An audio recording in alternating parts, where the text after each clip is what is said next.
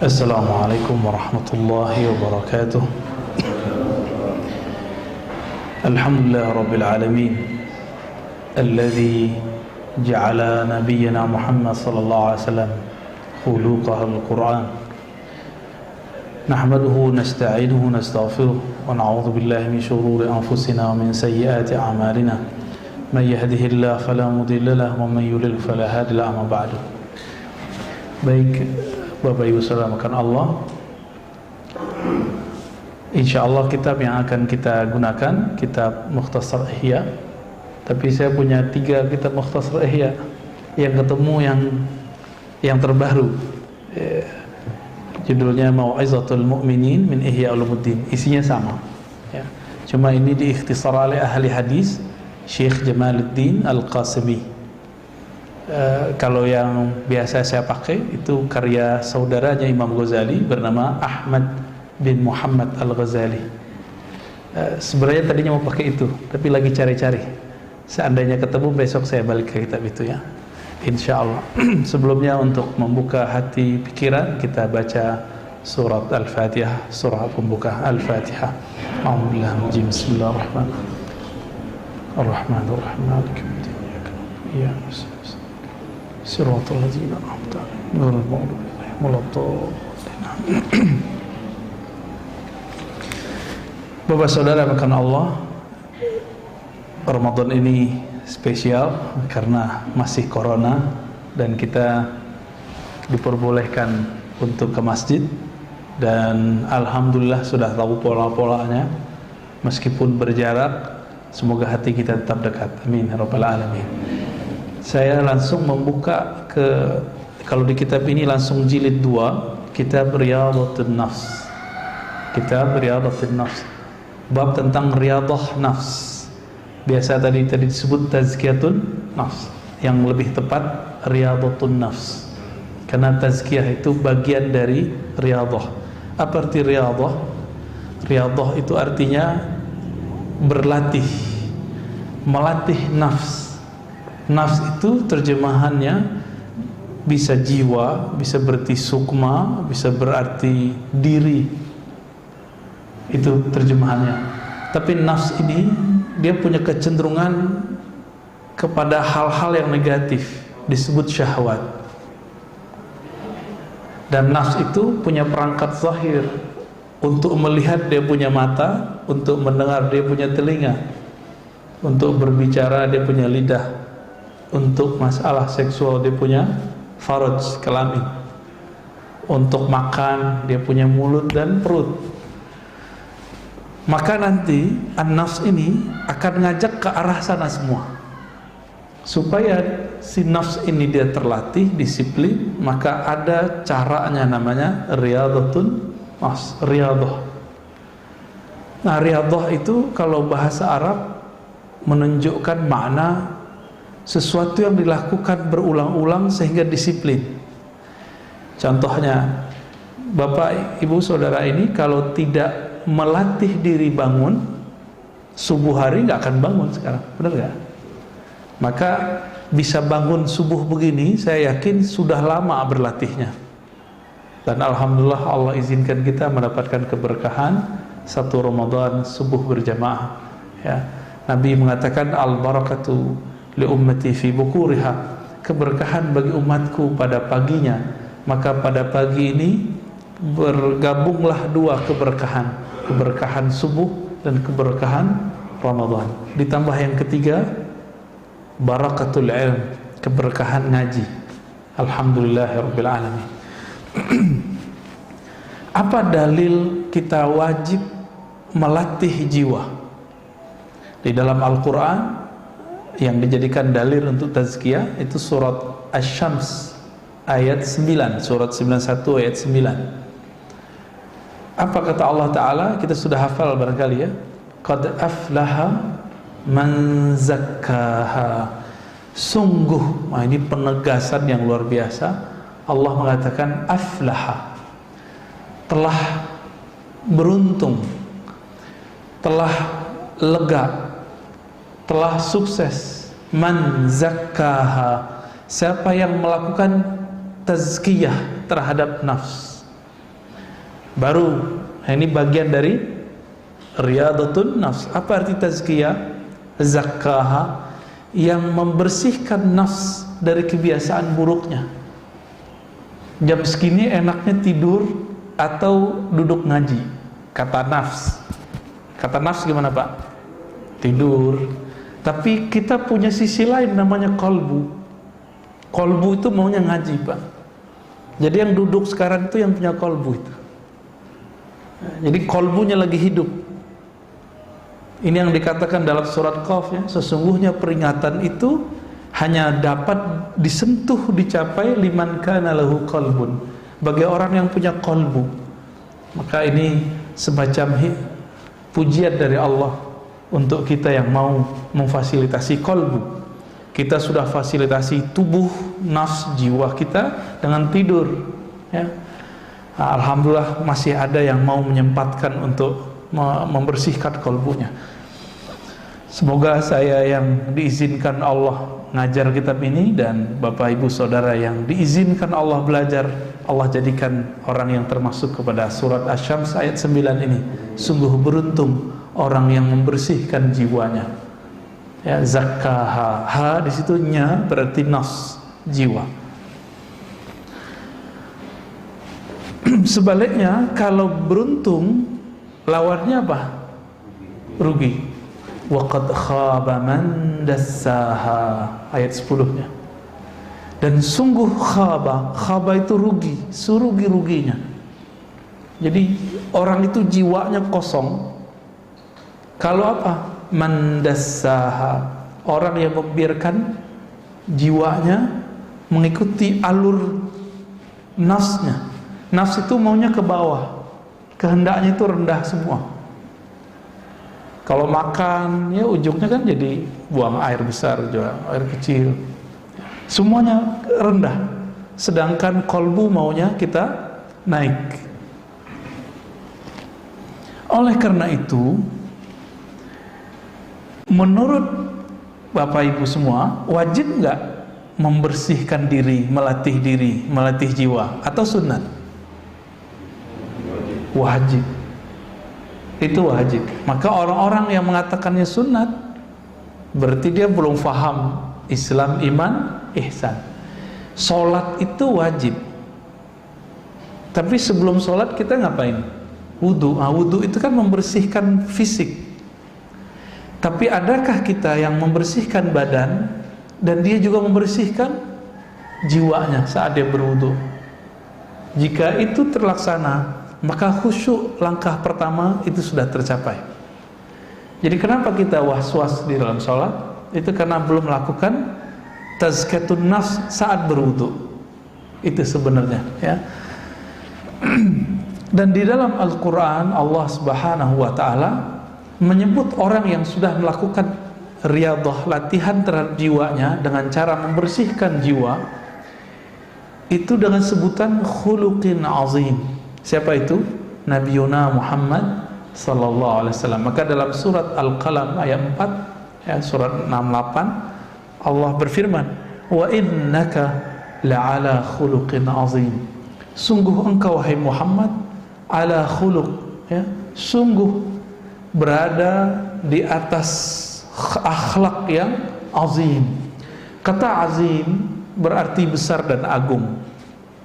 Azim ini beda dengan kabir. Azim ini lebih menyentuhnya kepada rohani kita. Makanya Allah menyebut azim ini cuma beberapa kali. Rabbul Arsyil Azim, Rabb pencipta, pengendali, pengatur arasy yang agung. Tapi orang sekarang debat, Allah duduk di atas arasy, Allah di atas arasy, atau Allah cuma menguasai arasy. Itu perdebatannya sekarang. Orang nggak mau memahami apa lafaz azim itu. Orang sekarang berdebat, saya tidak tahu arasy itu makhluk atau bukan. Itu perdebatan yang berbahaya ya. Padahal Allah bermaksud menyebut arasy bukan untuk kita berdebat ini duduk di atas, bertempat di atas. Itu kesalahan arah orientasi beragama. Cuma karena jamaah sebagian sudah terjebak membayang-bayangkan Allah, maka kita juga kadang-kadang harus bahas Tapi pada pagi ini kita nggak akan bahas begitu, Pak. Ya. Kita lebih ke arah tazkiyatun nafsnya. Hadis yang sering kita dengar itu jarang orang menyebutkan sumbernya. Setiap bulan Maulid, bulan Rabiul Awal, orang menyebutkan hadis innama bu'istu liutammima makarimal akhlaq. Itu kan satu redaksi. Itu riwayat siapa? Ternyata riwayat ini nggak pernah dibahas oleh para asatis, para dai sepanjang hidupnya. Bahkan dari kecil dia membahas Maulid, dia nggak tahu itu hadis riwayat siapa. Ya nggak? Udah tahu Pak riwayat siapa Pak? Nggak tahu kan? Tuh kenapa tuh nggak tahu? Katanya nyuruh belajar dari kecil, dari brojol dan bumi, ya, al-mahdi ilal lahdi, sampai ke liang lahat. Si ustadz yang ngomong begini aja nggak tahu Pak hadisnya, dia nggak mau mencari di mana sumbernya. Ini berarti dia juga membiarkan dirinya dalam jahlun, ya, kejahilan itu, taklid jadinya. Nah, setelah kita teliti, di sini nggak disebutkan rawinya, ya. Itu ternyata ketemu redaksi ini dalam riwayat Imam Malik, riwayat Imam Baihaqi, Imam Tabrani, riwayat Imam Ahmad dengan redaksi yang bermacam-macam. Ada yang kalau di sini liutammima, untuk menyempurnakan akhlak. Ada yang lafaznya yang lain, ya, usliha atau lafaz sejenisnya mahasinal akhlak, ya. Maka agama itu, goalnya beragama itu akhlak yang azim tadi. Maka akhlak yang azim ini meskipun tidak memberikan orang duit, tapi kalau akhlaknya azim, nggak dikasih duit pun orang ridho. Kita ngasih orang duit, orang seneng Pak, tapi kita omongin dasar lo pengemis, gimana Pak? Seneng nggak dia? Maka beda, berbagi itu tanda orang yang suka bersedekah. Tetapi akhlak inilah yang akan mempertahankan ini amal naik nggak ke langit. Jadi banyak kita yang memisahkan antara ibadah dengan akhlak, ngaji sama akhlak. Maka sekarang orang banyak belajar yang disebut hijrah, ya. Tapi hijrahnya kok malah jadi galak sama orang tuanya, jadi serem sama jamaah, ya. Jadi suka nyalah-nyalahin orang. Ini kan berarti akhlaknya gagal.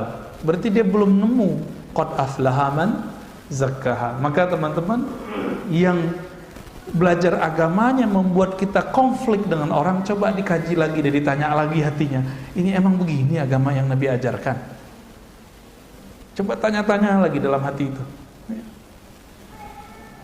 Menyalahkan, membenarkan itu bukan urusan kolbu, itu urusan di sini Pak. Itu beragamanya baru masih sampai di sini.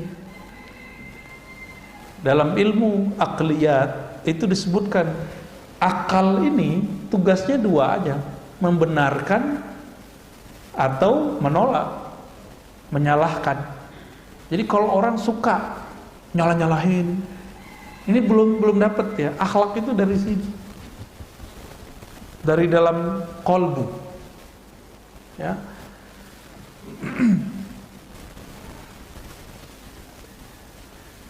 Maka Nabi SAW dalam hadis yang sahih itu mengatakan wa khaliqin nas bi khuluqin hasanin. Nah, coba lafaznya ini. Khaliq, khaliqi, khalaqa yukhaliqu mukhalaqah. Satu akar kata dengan khalaq, khuluq. Ini kata kunci.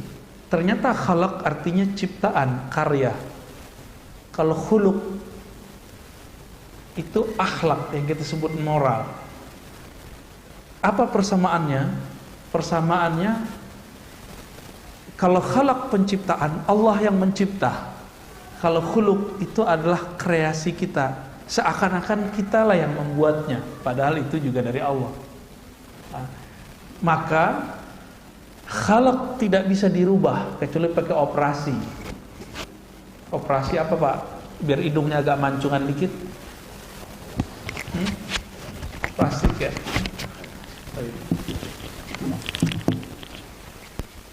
Jadi pada dasarnya wajah nggak bisa dirubah, tapi akhlak bisa dirubah nggak? Bisa. Nabi Muhammad sallallahu alaihi wasallam ketika berdakwah itu cuma 11 tahun, nggak sampai 10 tahun di Madinah, 13 tahun di Mekah. Dibandingkan Nabi Nuh, berhasilan mana? Nabi Nuh kurang dikit dari 1000. Rasulullah. Nabi Ibrahim umurnya hampir 200 ya, 170-an. Nabi Musa juga begitu. Tapi Nabi Musa lebih besar. Kenapa? Karena khuluqin azim, akhlak beliau lebih besar. Masih ingat kisah ada sahabat Nabi? Sahabat Nabi ini kan macam-macam, ada yang Badui, ada sahabat Madani, Madinah atau Muhajirin. Orang-orang Badui ini nggak tahu tempat buang air itu di mana. Dulu kan kita kan sekarang udah punya peradaban nih, WC, tempat buang air kita udah punya. Dulu orang Arab Badui itu mirip-mirip sopir angkot zaman-zaman dulu, Pak. Ngeliat tembok langsung nembak di situ. Kebayang? Nah, orang Arab Badui itu gitu. Masuk ke masjid, ngeliat ada tembok. Kebayang sama dia apa? Mau langsung bawa air kecil di situ. Ya mirip-mirip kayak, mohon maaf ya. Sering nggak dulu? Saya sering Pak naik angkot waktu mahasiswa dulu. Ada tembok nih, langsung aja dia ke situ. Ya, jadi tembok-tembok tepi jalan itu jadi korban. Kadang-kadang ke bannya ya. Nah itu sampai sekarang masih tuh, sopir-sopir truk tuh masih begitu. Kita heran kok begitu gayanya ya. Nah ini Badui itu. Orang begitu tuh Badui. Kira-kira kalau masjid kita, ya mohon maaf ya, bahasanya kasar, dikencingin orang gimana? Marah kita. Maka sahabat-sahabat pada ngambil alat pukul, mau mukul dia. Secara hukum fikih itu benar. Tapi dalam hukum kolbu itu nggak boleh. Karena orang yang buang air kecil ini dia nggak tahu akhlak, itu dia belum belajar. Maka Nabi mengatakan jauh, udah biarin. Kamu siram aja temboknya disiram, lalu bawahnya disiram. Nanti kan meresap. Dulu kan nggak pakai begini, Pak. Jadi malah dapat ilmu sahabat Nabi. Ilmu apa? Cara menghilangkan najis di tembok dan di tanah. Dapat ilmu, berkah jadinya. Ini Arab Badui, mulut besar tuh suka ngomong. Datanglah dia kemana-mana, saya kencingin tuh masjidnya Muhammad. Tapi dia nggak marah-marah tuh katanya. Jadi orang-orang akhirnya penasaran. Bulan berikut terjadi gelombang besar-besaran, orang Arab Badui masuk Islam. Jadi cuma karena urusan buang air kecil, Pak. Ya. Begitu Rasulullah.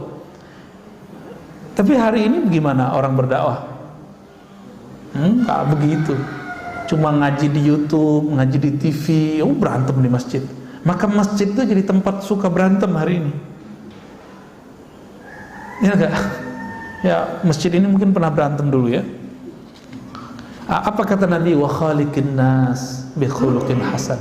Hendaklah kamu berusaha berakhlak, bermoral, menciptakan kondisi kepada nas. Nas ini bukan hanya orang beriman, siapa aja, apalagi orang yang beriman. Bi khuluqin hasanin, dengan khuluq, dengan akhlak yang hasan. Hasan itu bagus. Maka orang-orang naik pangkat di sisi Allah itu bukan karena dia banyak sholatnya, tapi karena dia bagus akhlaknya. Di masa Rasulullah SAW ada seorang perempuan yang setiap hari sholat tahajud, setiap malam tahajud, setiap hari dia sholat zikir. Tapi Nabi mengatakan finnar, dia masuk neraka. Kenapa? Kesolehannya baru sampai di fisik. Tapi ada seorang sahabat Nabi, beliau mengatakan fil jannah, orang ini masuk surga. Semua hadis ini sahih, ada dalam kitab Sahih Bukhari dan Muslim. Ketika diteliti, ternyata orangnya punya cuma satu akhlak. Apa akhlak dia? Salamatus sadr. Dia tidak pernah menyimpan kebencian kepada orang. Kita baru masuk masjid udah ngelihat nih ahli bid'ah nih ya. Oh ini beda faham nih. Pasti begitu ya. Nah, coba sekarang kalau masuk masjid baca doa. Apa doanya? Allahumma inni as'aluka, Allahumma aftah li abwaaba rahmatik ya. Kalau as'alukanya keluar ya. Allahumma aftah li abwaaba rahmatik. Ya Allah, bukakan kepadaku bukan satu pintu tapi abwab. Apa arti abwab? Pintu, pintu, pintu, banyak pintu. Banyak pintu rahmat Engkau ya Allah. Maka banyak pintu di sini. Jangan cuma beribadah di masjid, sapa orang, ya senyum kepada orang. Cuma sekarang kita nggak bisa senyum orang, Pak. Ketutup. Ya, maka sekarang ngangguk. Kita nunjukin kerendahan hati dengan cara ngangguk, ya. Mata yang teduh itu sudah cukup sebenarnya. Berdasarkan itu juga Nabi Shallallahu Alaihi Wasallam menyimpulkan, apa kata beliau ketika ditanya ayul mu'minina afdal, orang beriman yang paling hebat itu siapa wahai Rasulullah? Jawaban beliau, ahsanuhum khuluqa, orang yang paling bagus, paling sempurna akhlaknya. Dan akhlak itu Bapak Saudara makan Allah bukanlah hiasan fisik, dia ada di dalam kolbu. Jika di kolbunya tidak dibersihkan, maka tidak akan muncul akhlak yang bagus. Maka kitab ini nanti akan membimbing kita bagaimana cara membersihkan kolbu. Di kolbu kita ada rasa merasa lebih baik dari orang nggak? Terbersit Pak? Ada ya? Ada ya. Saya punya pengalaman lama Pak tentang merasa lebih pintar dari orang itu. Karena ujiannya orang yang belajar satu ilmu merasa lebih pintar dari orang. Sampai sekarang rasa itu muncul, tapi kita langsung ta'awuz. Maka mohon maaf, saya bisa merasakan dan bisa mengecek Pak di wajah Bapak itu ada rasa itu atau tidak. Itu membayang di wajah. Hati-hati loh Pak ya. Ternyata ahli psikologi punya ilmu tentang itu, membaca raut wajahnya begini, gimana itu kebaca ya. Mungkin Bapak yang ahli kejiwaan, psikolog itu bisa baca bekas itu di wajah saya masih ada. Bukan berarti sekarang saya udah nggak sombong, masih ada itu, tapi kita halau terus setiap hari. Kita halau terus setiap hari. Yang paling berat itu orang berilmu, dia merasa lebih banyak ilmunya daripada orang lain. Kalau Bapak yang banyak duit, banyak harta, paling kekayaan itu cuma sebatas fisik. Tapi orang berilmu itu kesombongannya terbawa bahkan dalam zikirnya, dalam baca Qur'annya, dalam sholatnya. Maka tadi itu kalau Bapak sensitif kolbunya itu bisa merasakan begitu sensitifnya kolbu. Bukan suuzon Bapak ya. Orang yang kemudian merasa dirinya sholatnya itu paling benar itu kerasa. Maka Abdullah bin Amr mengatakan ya, Nabi ya, dari Nabi beliau bersabda, yang pertama kali dicabut di akhir zaman adalah khusyuk. Awwalu ma rufi'a qabla yaumil qiyamah al khusyuk. Yang pertama dicabut di akhir zaman itu khusyuk. Khusyuk itu kan urusan mata yang tunduk secara zahir, secara batin kolbunya tunduk kepada Allah. Khusyuk ini salah satu akhlak orang yang sholat. Orang kalau khusyuk sholatnya pasti dia tawadhu kepada orang lain. Ini enggak ya. Kita merasakan itu. Untung masjid ini enggak terlalu banyak. Abu Hurairah lagi duduk, dia ngerasa enggak nyaman Pak. Hadisnya sahih ya, ada diceritakan dalam Riyadhus Shalihin juga, dikumpulkan hadis itu. Dia merasa ada sahabat ini lagi panas aura badannya. Akhirnya beliau mengatakan, siapakah di antara kalian yang bertengkar hari ini, yang mutus silaturahmi hari ini? Itu orang yang bertengkar itu pasti panas hawanya. Abu Hurairah ini zikirnya setiap hari 12.000, maka kolbunya lebih tajam dari kolbu-kolbu kita. Duduk sama dia sudah bisa merasakan getaran-getaran hati orang. Ini bukan masalah gaib, itu bukan gaib Pak. Orang silat aja bisa membaca cakra, masa Abu Hurairah yang zikir 12.000 nggak bisa? ya, lebih canggih Abu Hurairah. Maka beliau nggak tuduh kamu enggak. Beliau cuma bilang, siapa yang mutus silaturahmi hari ini, bertengkar hari ini, pulang minta maaf, baru balik sini. Kenapa? Majelisku adalah majelis malam Jumat, malam ini amal diangkat. Orang yang mutus silaturahmi, amalnya tidak diangkat. Nanti majelis kita tidak dibaca di sisi Allah Subhanahu wa taala. Kira-kira begitu pesan beliau, ya, kalau kita terjemahkan secara bebas.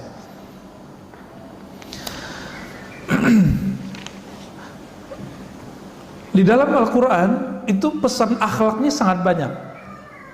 Misalnya kita sering dengar imam baca ayat wal qaziminal ghaidha wal afina 'anil nas, ya, surah Ali Imran kan sering dibaca itu. Itu pesannya akhlak. Selama ini sering dengar kan apa arti kazim?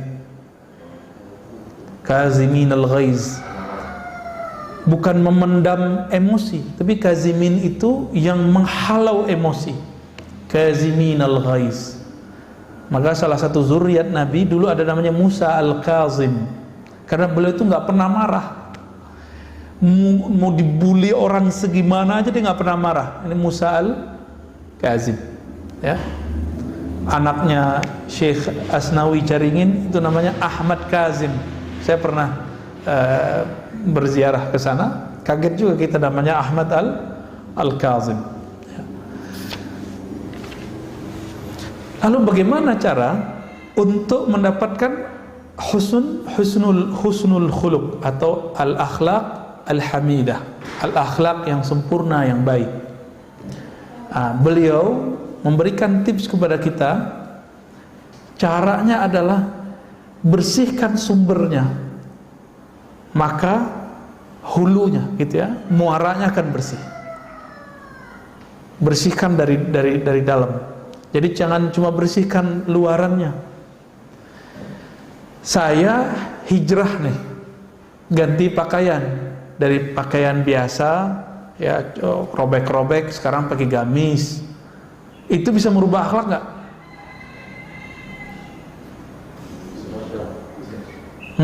Gimana Pak?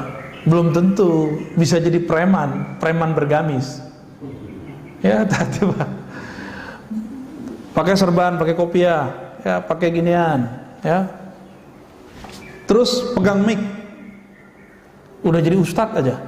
Kira-kira gimana? Kolbunya belum dibenerin. Kalau dia ceramah, kira-kira gimana?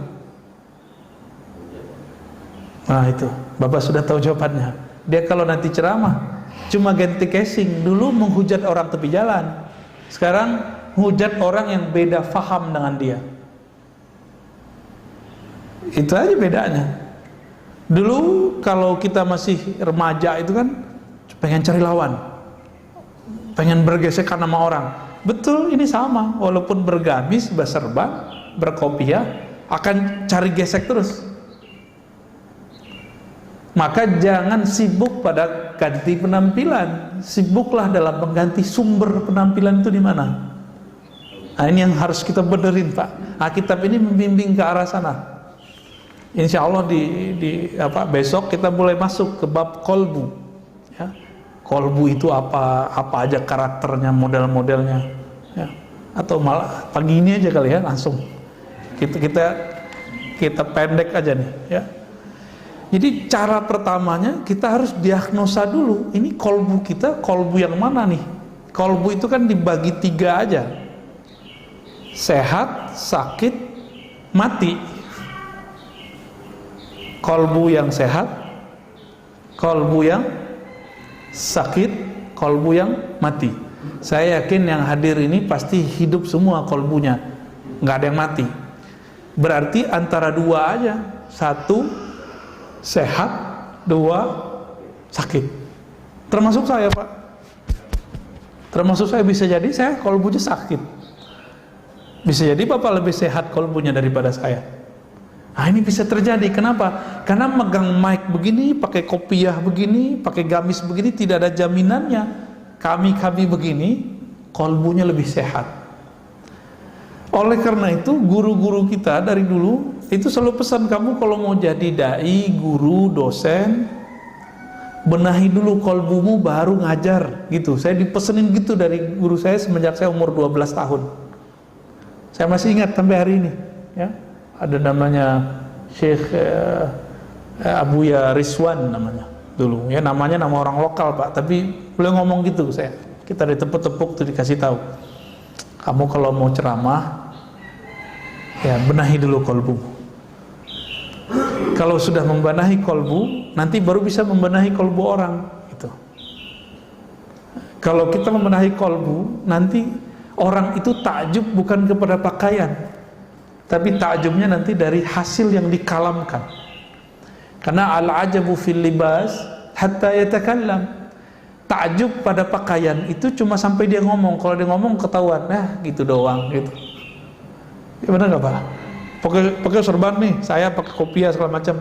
Tahu-tahu ngomongnya nggak jelas, ngelantur. Dan sekarang kita lihat fenomena umat Islam suka dai-dai yang punya euforia.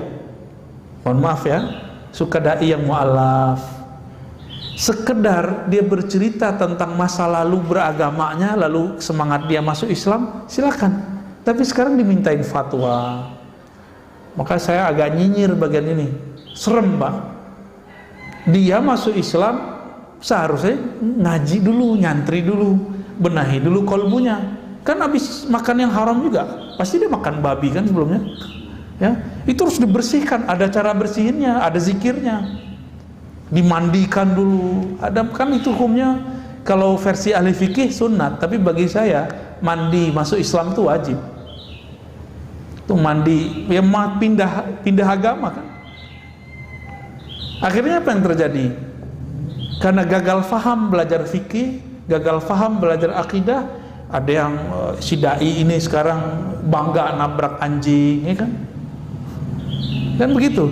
Yang tidak bisa membedakan politik itu bagian dari iman atau bukan. Kan politik bukan bagian dari iman Pak.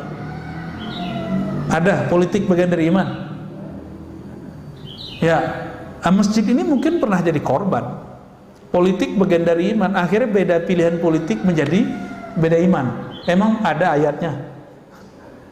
Nah, itu akibat si dai, si muallim belajarnya bukan dengan kolbu. Kolbunya belum dibenahi. Akhirnya kata orang, berita, pecahlah kita selama 2018-2019. Mau diulang lagi 2023-2024. Ini tinggal berapa tahun nih? Ini 2021 Pak. Tinggal nunggu 2023-2024. Nah, kita nggak mau itu terjadi. Kalau itu terjadi lagi nggak tahu deh. Ya. Gimana jadinya masjid-masjid kita ntar? Ya. Kawan saya sampai nggak mau sholat Jumat di kantor-kantor dulu. Kenapa? Setiap kali Jumatan dia mendengarkan hate speech, ya, ujaran-ujaran kebencian. Padahal dia sama pilihannya sama si ustadznya. Kok bisa gitu? Nah, kolbu yang sehat itu ciri-cirinya sederhana. Kolbu yang sehat itu yang bisa menikmati hidangan-hidangan kolbu. Hidangan kolbu bernama sholat. Sholatnya nikmat, atau imam itu kalau ngimamin berasa kayak capek kita Pak. Ya panjang nih bacaannya. Nah, berarti dominan tubuh ini nafs kita daripada kolbu. Jadi kolbu yang sehat itu yang kolbunya mendominasi jiwanya. Kolbunya mengatur jiwanya, bukan jiwanya ngatur kolbunya. Kolbu yang sakit sebaliknya, jiwanya ini, nafsnya ini mengatur kolbunya. Kalau seorang ustadz mu'alim atau public figure sama, senangnya punya pengikut bukan? Follower kalau artis. Maka dia kalau ilmunya baru sampai di follower, jika nanti followernya terancam kabur, dia akan berusaha bagaimana cara memperbaiki itu walaupun mengorbankan kolbunya. Maka kita lihat ini sudah banyak ya. Banyak sekali para da'i menjadi mad'u. Dia da'i artinya ngajak, tapi malah diajak. Dia seharusnya influencer, memberi pengaruh, tapi malah dia dipengaruhi. Seharusnya dia menjadi orang yang diikuti, sekarang dia mengikuti selera followernya. Pilih mana? Kira-kira gimana Pak? Itu menyaksikan nggak? Banyak yang begitu? Banyak Pak. Dulu teman kita lurus, ngajar-ngajar aja. Sekarang karena jamaah sekitarnya itu ingin menggiring dia ke arah politik praktis, dia sekarang ngomong politik praktis. Padahal si ustadz ini tadinya itu dicintai banyak umat. Karena dia mulai masuk ke politik praktis, kita mesti berpolitik Pak. Harus ada orang yang masuk ke politik praktis, itu fardu kifayah. Tapi si ustadz yang di bagian ini seharusnya tidak. Dia cukup mendorong semangat kebangkitan Islam. Untuk urusan politik praktis dia nggak usah macam-macam lah. Akhirnya apa? Orang yang tadinya suka ngaji sama dia sekarang udah nggak ngaji sama dia. Jadi jangan-jangan kalau kita masuk ke bukan wilayah kita untuk nyenengin satu kelompok, kita gagal untuk bisa menyinari kelompok yang lain. Nah ini terjadi, ya. Dan yang ketiga, qalbu yang mati.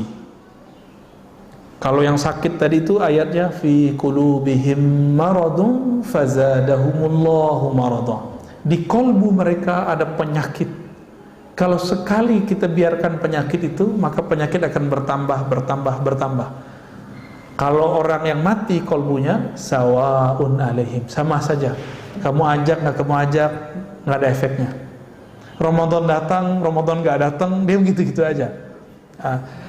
Saya berhusnuzon kita antara sakit dan sehat itu kayaknya sekarang ya. Bener ya? Ceknya tadi sholatnya khusyuk nggak? Nggak ya? Nggak apa-apa Pak. Tapi pengen khusyuk kan? Berarti normal, sehat, ada keinginan mau sehat. Kalau kita badan sakit, datang ke dokter nggak? Nah, Bapak mau ngaji begini kan berarti pengen bener kolbunya. Waras berarti kolbunya. Ya. Kalau ada orang sakit nggak mau berobat, waras nggak? Mungkin dia habis kena brainwash. Saya pakai herbal aja Ustaz. Ya betul, tapi kalau penyakitnya parah bisa nggak pakai herbal biasa? Indonesia sekarang belum populer, dokter herbal itu belum populer. Baru muncul nih kan di YouTube nih beberapa dokter, tapi juga dia kepekarannya bukan di herbal. Herbal ini kan masalah lagi. Akhirnya kena cuci otak dia nggak mau berobat. Apa yang terjadi? Sakitnya tambah parah begitu. Inilah sekarang yang terjadi. Ketika ilmu tentang obat hati ini dianggap sesat, maka yang terjadi adalah orang tambah jauh dari ilmu ini. Mungkin karena penamaan ilmunya tidak cocok. Disebut ilmu ini misalnya ilmu tasawuf. Akhirnya orang ganti nama, tazkiyatun nafs. Kalau saya nyebutnya riyadatun nafs. Ya, nyebutnya riyadah, latihan nafs. Kalau mau disebut karena kitabnya menyebutkan itu, ya. Nah, insyaallah nanti kita akan cek penyakit apa aja yang ada di kolbu. Cara diagnosanya 1, 2, 3. Kalau ada berarti positif kena virus penyakit kolbu. Nanti dari cara kita mengetahui itu sebab-sebabnya apa, akan ketahuan cara ngobatin kolbunya. Nanti ada bertahap insyaallah ya. Insyaallah ke pertemuan besok kita akan mulai masuk ke penyakit pertama dalam kolbu, yaitu al-kibr ya. Penyakit sombong dan turunannya nanti insyaallah. Ini penyakit paling tua, penyakit yang dulu pernah diidap oleh iblis dan sampai sekarang nggak sembuh-sembuh. Ya, semoga Allah jaga kolbu kita dari selainnya. Amin ya rabbal alamin. Ada diskusi Pak? Apa udah? Cukup ya?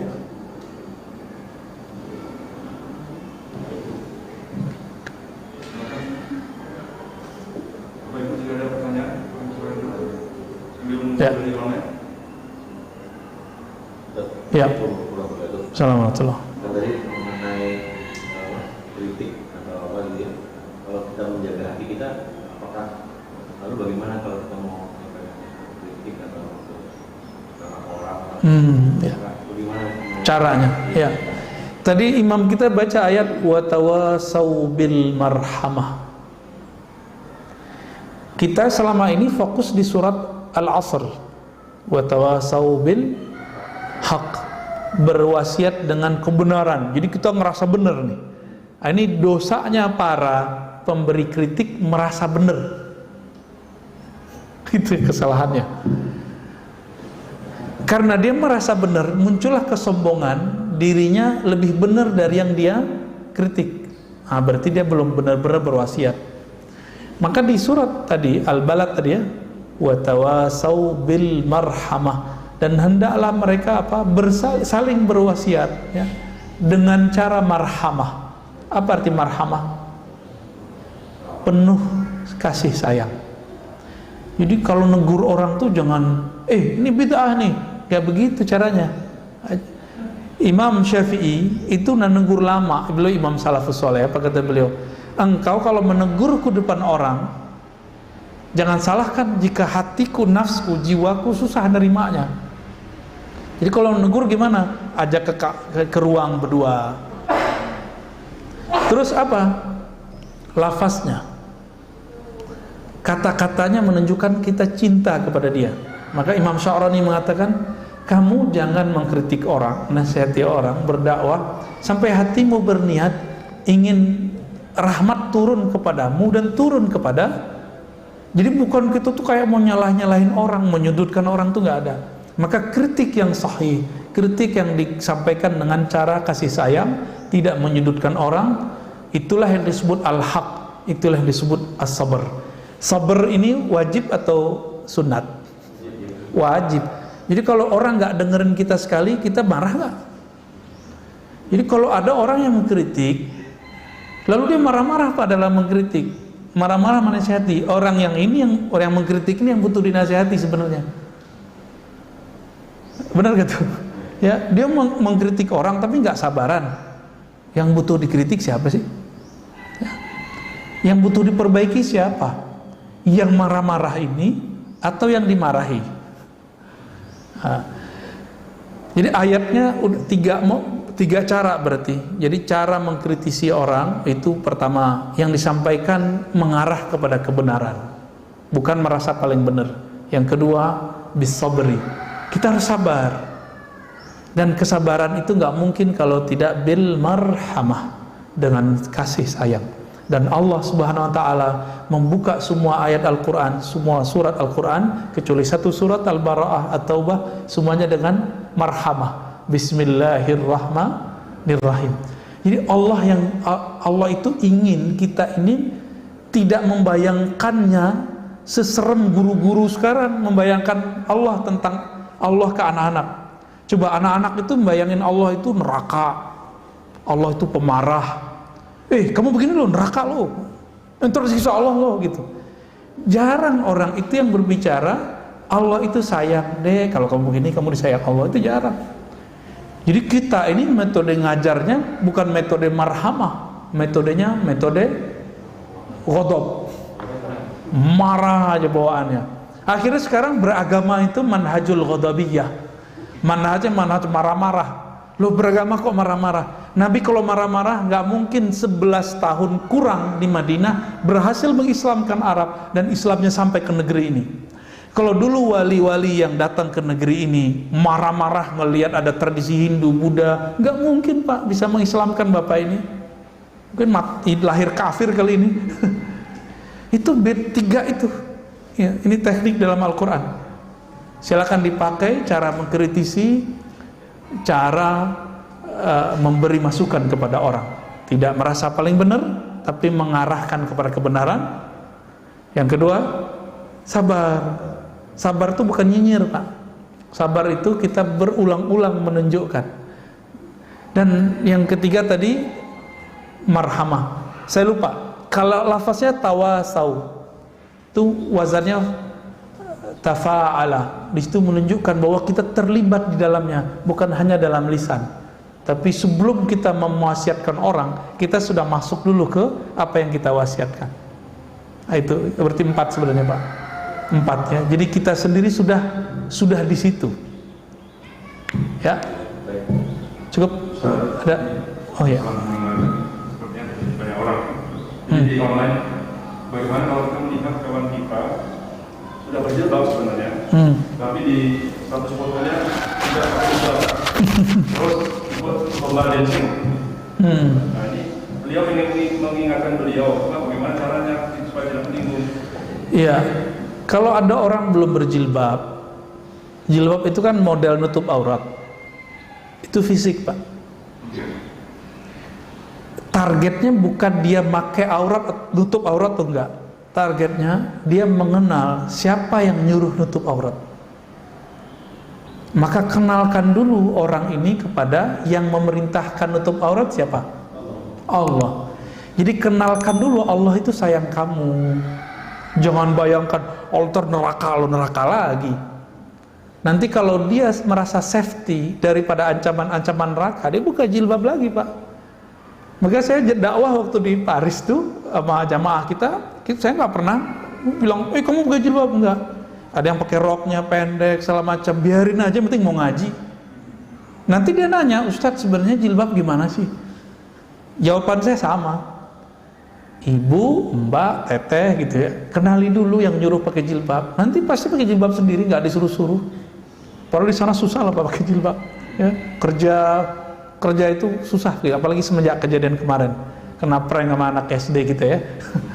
Jadi kenalkan dulu si anak, teman, orang yang mau kita ajak mengamalkan satu syariat dengan syariatnya. Apa arti syariat? Zat yang menyuruh satu perintah itu. Kalau enggak jadi beban. Perempuan pakai aurat tuh beban sama dia, gerah aja bawaannya. Benar gak? Sholat itu bagi anak-anak kalau pakai ancaman dia tegang Pak. Tapi kalau anak kita coba kita bilang, Dek, puasa ya. Ntar kalau puasa dikasih hadiah motor, mobil ketinggian ya, mobil-mobilan maksudnya, sepeda bagus, udah semangat, dia berpuasa itu happy. Coba Bapak bilang, awas kamu nggak puasa, ntar Papa pukul 10 kali. Itu anak tegang Pak, baru jam 8 udah lemes dia. Kalau dia pakai iming-imingan tadi, itu kan tauhid anak kecil. Tauhid anak kecil tuh iming-imingan. Maka bapak, saudara, ibu semua yang sudah sebesar ini, seumuran ini, jangan lagi ibadah karena pahala. Ibadah karena kita kenal siapa yang nyuruh kita beribadah. Allah itu. Pahala itu udah pasti dapat. Karena kalau masih pakai iming-imingan, berarti di dalamnya ruhnya masih bocah ini. Masih anak-anak ini, cuma badannya gede, mukanya udah mulai keriput gitu ya, dalamnya masih bocah. Tauhid anak-anak, tauhidus sibyan. Ini semoga pagi ini langsung naik menjadi tauhid remaja, tauhid dewasa. Puasa bukan karena iming-imingan surga, tapi karena ingin diridhoi sama yang punya surga. Kalau yang punya surga dari ridho, masuk surga nggak? Pasti masuk surga. Pasti jauh dari neraka nggak? Pasti dijauhin. Baru nanti harapan ke surganya itu full, karena kita kenal siapa yang nyuruh puasa. Itu Pak. Udah cukup ya. Jadi berdasarkan ini Bapak sama Allah, berpuasa di masa pandemi ini semoga tidak mengurangi rasa hikmatnya. Kita alhamdulillah difasilitasi oleh teman-teman pengurus. Semoga Allah memakmurkan hati mereka dengan keikhlasan. Amin ya rabbal alamin. Dan untuk kita yang ngaji, Allah terima puasa kita, salat kita, zikir kita, dan Allah sempurnakan kekurangan kita. Amin ya rabbal alamin. Allahumma nas'aluka khaira hadzal yawm wa khairan fihi khairan ba'da, wa na'udzubika min syarri hadzal yawm syarri ma fihi syarri ba'da. Ya Allah, kami minta kebaikan, keberkahan, cahaya di hari ini dan cahaya setelahnya, kebaikan setelahnya, dan jaga kami ya Allah dari keburukan hari ini dan keburukan setelahnya. Rabbana atina fid dunya hasanah wa fil akhirati hasanah wa qina adzabannar. Wa sallallahu ala nabiyyina Muhammad walhamdulillahi rabbil alamin. Demikian dari saya, mohon maaf. Assalamualaikum warahmatullahi wabarakatuh.